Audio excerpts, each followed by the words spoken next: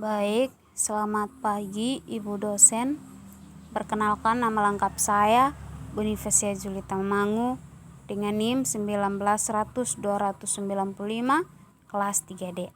Di sini saya akan mencoba menjelaskan tugas akuntansi keuangan menengah 1 bab 10 tentang perolehan dan pelepasan aset tetap. Nah, di sini saya akan mengambil contohnya ada 3, yaitu 10-4 tentang akumulasi rata-rata, 10-5 menghitung bunga yang dihindari, dan 10-6 perhitungan biaya bunga aktual. Yang pertama, 10-4 tentang akumulasi rata-rata. Di sini dicari adalah salah menghitung akumulasi pengeluaran rata-rata tertimbang selama tahun 2011. Pengeluarannya pada tanggal 1 Januari yaitu 210.000 US dollar, pada tanggal 1 Maret 300.000 US dollar, pada tanggal 1 Mei 540.000 US dollar, dan pada tanggal 31 Desember 450.000 US dollar. Jadi jumlah pengeluarannya sama dengan 1.500.000 US dollar dikalikan dengan periode kapitalisasi tahun berjalan. Nah, untuk Januari berarti belum ada bulan yang terpakai, baru pakai bulan pertama, jadi masih tetap 12, jadi 12 dibagi 12, jadi 210.000 dikali 12 dibagi 12 dapatnya sama dengan akumulasi pengeluaran rata-rata yaitu 210.000 US dollar. Yang kedua, tanggal 1 Maret. Nah, ini bulan Maret, berarti bulan yang terpakai udah 2 bulan. Tersisa 10 bulan, jadi 300.000 US dollar dikali 10 dibagi 12 dapatnya 250.000 US dollar. Selanjutnya tanggal 1 Mei. Ini tanggal 1 Mei berarti bulan yang sudah dipakai itu 4 bulan, berarti sisa 8 bulan. Jadi 540 dibagi 8 dikali 8 dibagi 12 dapatnya 360.000 US dollar. Nah, untuk bulan Desember kan 31, berarti semua bulannya sudah dipakai. Berarti tidak ada lagi, jadi periode kapitalisasinya sama dengan 0. Jadi 450.000 dibagi 0 sama dengan 0. Jadi jumlah akumulasi pengeluaran rata-ratanya sama dengan 820.000 US dollar.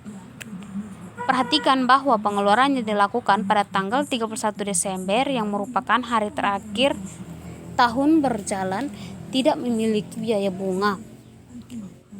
Salah menghitung bunga yang dapat dihindari seperti ditunjukkan pada ilustrasi 10-5. Menghitung bunga yang dapat dihindari, rumusnya itu akumulasi pengeluaran rata-rata tertimbang dikali suku bunga.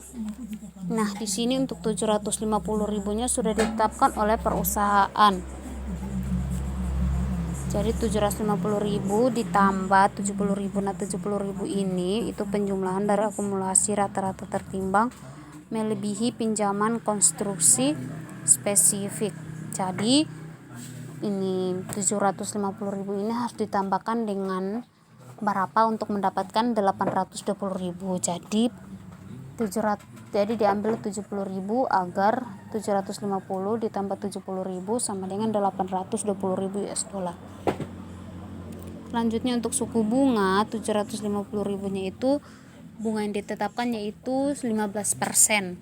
Jadi 0,5 untuk hasil konstruksi, dan 70.000-nya itu didapat dari tingkat kapitalisasinya itu 0,1104. Itu 11,4% dibagi 100. Jadi bunga yang dapat dihindari sama dengan 750.000 dikali 0,15% sama dengan 112.500. Terus 70.000 dikali 0,1104 dapatnya 7.728 US dollar. Jadi jumlah bunga yang dapat dihindari sama dengan 120.228 US dollar.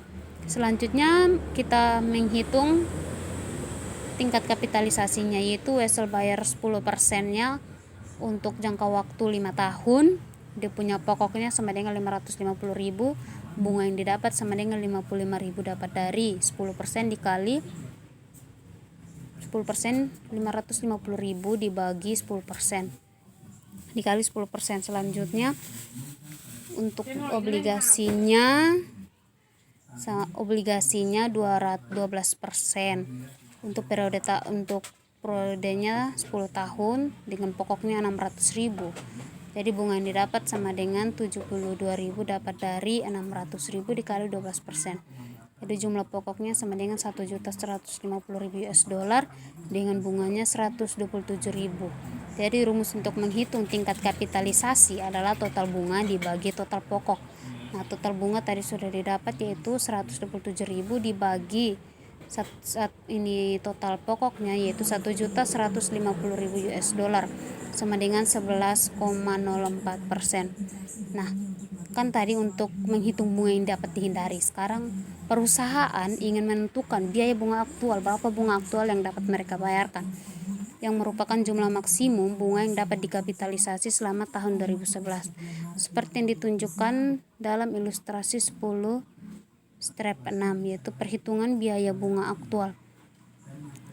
Wesel konstruksinya yaitu 750.000 US dollar sudah ditetapkan oleh perusahaan dengan bunganya 15%, jadi 0,15, jadi sama dengan 112.500. Untuk weselnya 5 tahun dengan pokok 550.000 dikali dengan bunganya 10%.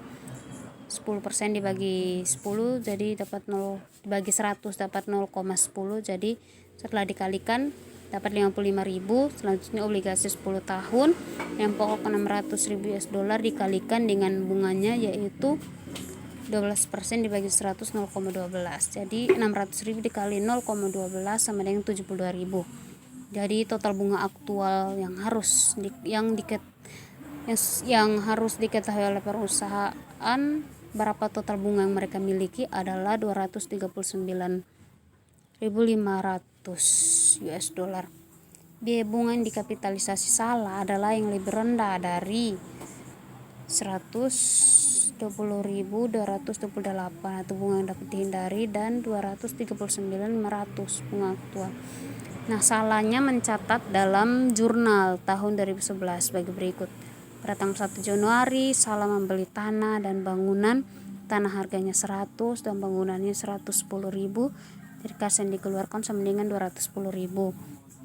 Selanjutnya pada tanggal 1 Maret salah membeli bangunan dengan harga 300.000, kas yang dikeluarkan 300.000.